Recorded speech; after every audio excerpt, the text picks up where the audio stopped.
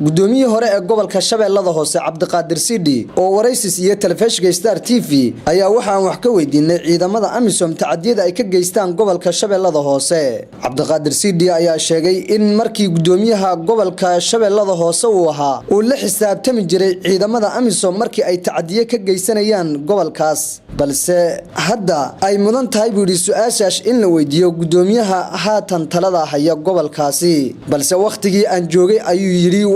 waan la xisaabtami jiray ciidamada AMISOM haddii ay dhibaato ka geystaan gobolkaasi. waa kan isagoo arrimahaas ka hadlaya. runtii waa kaaga mahadcelinaa su'aashaas.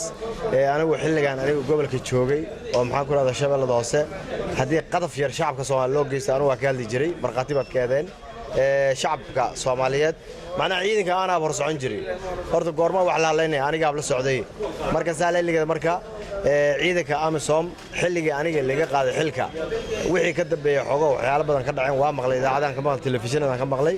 waxay ku haboon tahay ragga maxaa ku xilka haya oo hadda xilka haya inaad weydiisaan su'aashaas sababtoo ah ilaa shaqo qof uu leeyahay anigu marka waxaan oran lahaa xilligaas maxaa ku aniga aan joogay waxa dhacay waa jireen wixiina AMISOM maxaa ku waxaan ku qasabnay inay xalliso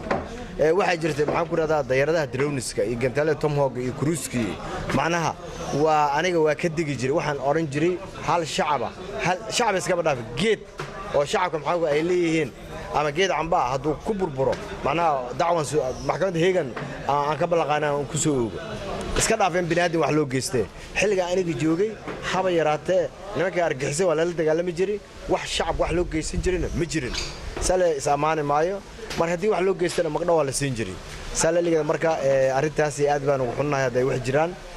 laakiin waxaad weydiin kartaan saraakiisha ciidamada xoogga dalka Soomaaliyeed ama saraakiisha AMISOM oo hadda xilka hayaan ama goboltooraha maxaa ku xilka hayada gobolka jooga ama ragga maamulka ah ama ragga maxaa ku raada ismaamul goboleedyada aad weydiin kartaan laakiin hadda maxaan ku raada anigu haddii jiraan shacabku wax loo dhimayo macnaha waa u istaagi lahaa ama cid hadday ii soo dacwoon lahayd laakiin ilaa dacwo ma soo gaarin waxba leema sheegin saaliga marka in la xaliyay in kala naboogi idaacada wax laga sheegay telefishinka waa maqlay laakiin wax buruuf ilaa hadda ma hayo.